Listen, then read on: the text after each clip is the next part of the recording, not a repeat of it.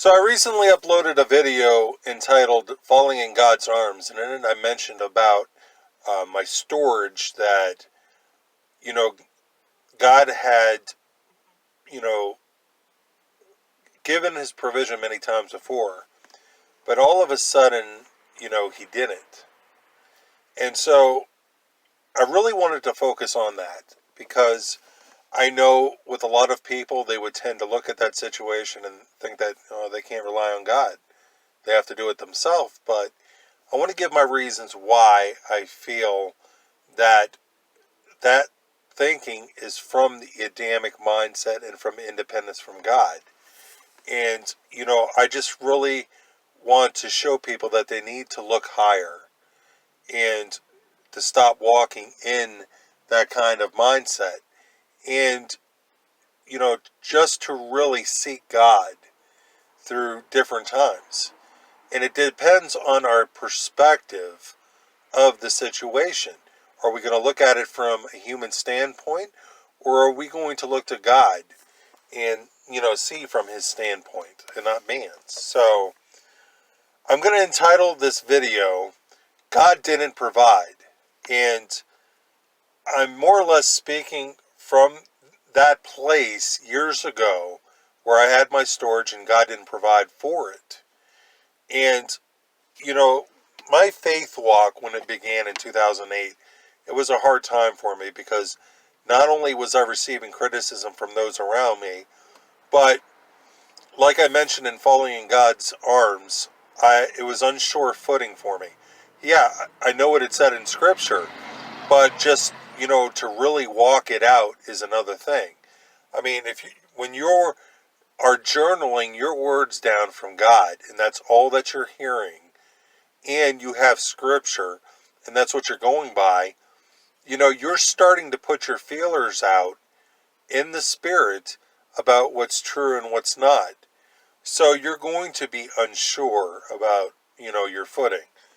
So, that's what I dealt with. I would still, at that place that I was afraid of expressing my faith walk to other people because people would have smirked and, laughed to themselves and think I was full of it. So I couldn't share my faith walk with anyone, only those that have walked in faith. But in 2008, I really didn't have anyone to share it with. I kept it to myself. And I journaled down all God's words. I journaled down everything that he provided for. And I did it in hopes that it would strengthen me and also to have an account of what he had done in my life so that you yourself can read it. So, like I said, I'm entitling this video, God Didn't Provide. So, I gave the example in Falling in God's Arms about a storage that I had. And God provided many times before, but all of a sudden, his provision didn't come. So, there's two ways to view this. There's the flesh, which is the Adamic way. And you know my videos by now, so you know what I mean when I'm speaking about that. And from the Adamic way of thinking, there is independence from God. Man will look for any reason to do it himself. And so, in this situation, when God didn't provide, man would typically say, see, it's proof right here that God wants you to work and, pay for it yourself. So, that's the only conclusion that they can come to. And they do that apart from God. They don't bother to seek him for themselves. They just look at it from a worldly standpoint. So the other way to look at it is from the Spirit and dependence on God. So I have a few questions. Question 1. Would you agree that God cares for you? Question 2. Does he have the best in mind? Question 3. Whose stuff was it in the storage? Or, I'm posing it to you, that you're walking in faith for something. Who knows what it is? Is it yours or is it God's? So, now, one thing I've learned in my faith walk is that we can never place expectations on God about when he's going to provide, what he's going to do, or anything like that, because we're wrong. We have to see it from God's point of view. So if you want to, look at it from a biblical standpoint, check out Naaman the Syrian, who went and seen, Elijah. But before he saw him, or not Elijah, I think it was Elisha. Before he saw him, he had it pre-planned in his mind about what, he wanted to happen. He wanted Elijah or Elisha to raise, his hand over the spot that he had leprosy, so he'd be healed. But all that Elijah did, or Elisha, he told his servant Gehazi to go out to Naaman and tell him to go wash, 7 times, I think, I don't know if it was the Jordan. And so Naaman got upset because he was expecting this, this elaborate plan that he pre-planned in his mind about what he wanted to happen for his healing. And then he complained about the water that, the prophet told him to go out and bathe in. And he was expecting a better place to bathe in. And then he expected, the prophet to come out and see him, and the prophet didn't. So God apparently knew exactly what the deal was in his own heart. And so God said, no, I don't want you to go out to him. I want you to do this. Because God wanted to pinpoint an area in his own life in which he probably lacked trust. Maybe he was dealing with, rejection or anything, so God was dealing with that with him, saying that you need to think higher. You need to think from another perspective and not out of this place of rejection. So that's an example of, placing expectations on God. So, similarly, we don't place expectations about, or, what we're going to pre-plan in our mind about what God's going to do. We leave it to God, to deal with on his own. All we do is seek his guidance. So, moving on, let's say you may have a bill that is due that you're looking to God for. Now, maybe in the past God had come through for your different bills and stuff, but maybe eventually the brook dries up like it did in Elijah's time. And that was because of the result of the famine, in which he said that there wouldn't be any rain or anything except by his word. So the famine hit and the brook dried up. So Elijah was probably left with, okay, now what? So if he didn't heed God's instructions, he probably would have looked at it from the Adamic way of thinking. Say, well, I need to go back to town and, possibly get a job or something, to take care of myself. But no, he sought God, and God told him to go to a widow in Zarephath, and he would provide for him there. And that's exactly what Elijah did. He sought God, and God led him. And that is what we need to do, in all circumstances. We can't look at it from the standpoint that God failed us. We need to look at it from God's standpoint. So,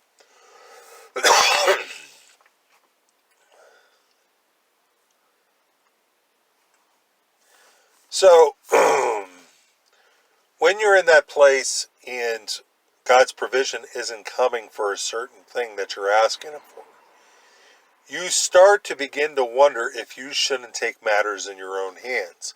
And that is the independent thinking apart from God.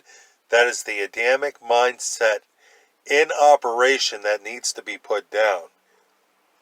So you can look at it from a human standpoint and from the flesh, and you could listen to the world and say that, well, they're correct in their thinking.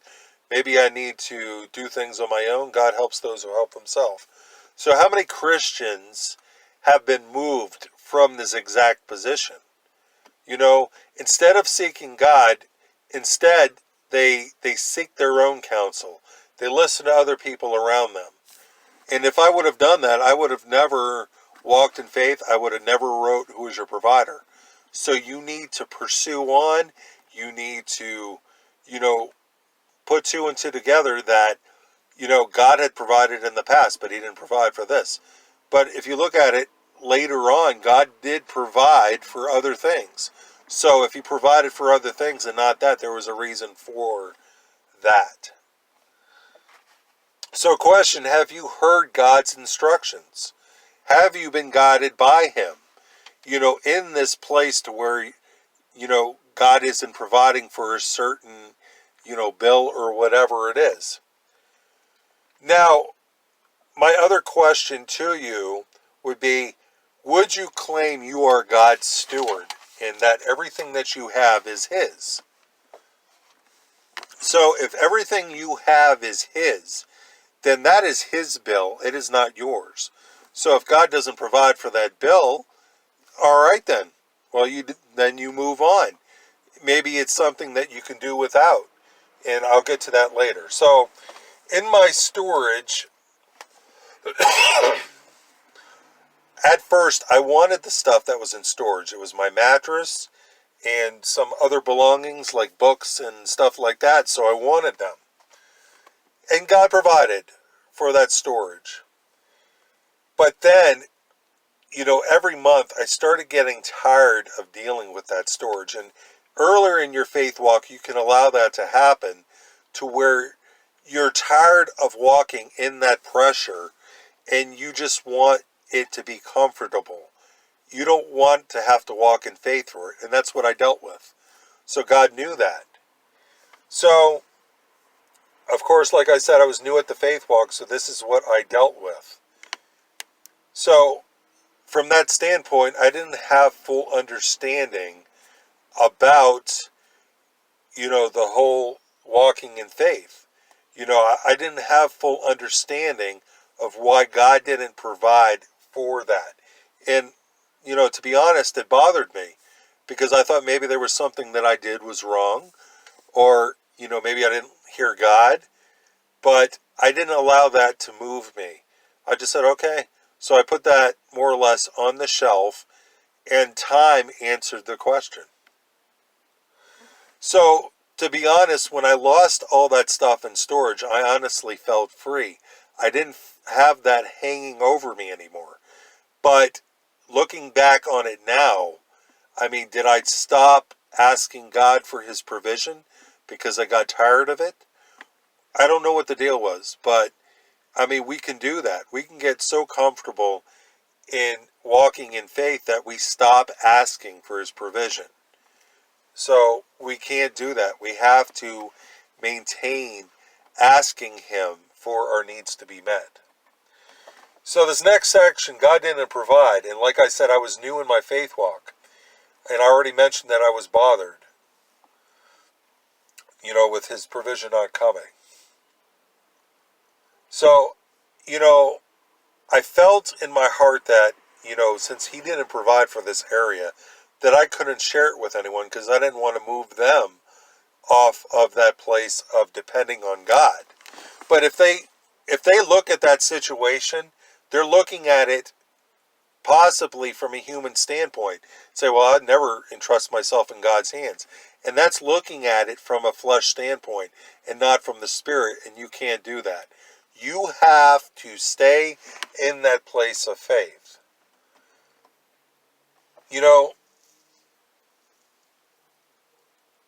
And since he didn't provide in that area, I felt like that was just one point that I couldn't share with people because I didn't want them to think that they couldn't trust God. But who am I to try to defend God or anything like that? God can defend his own self. So if he doesn't provide, then that person needs to seek God for themselves.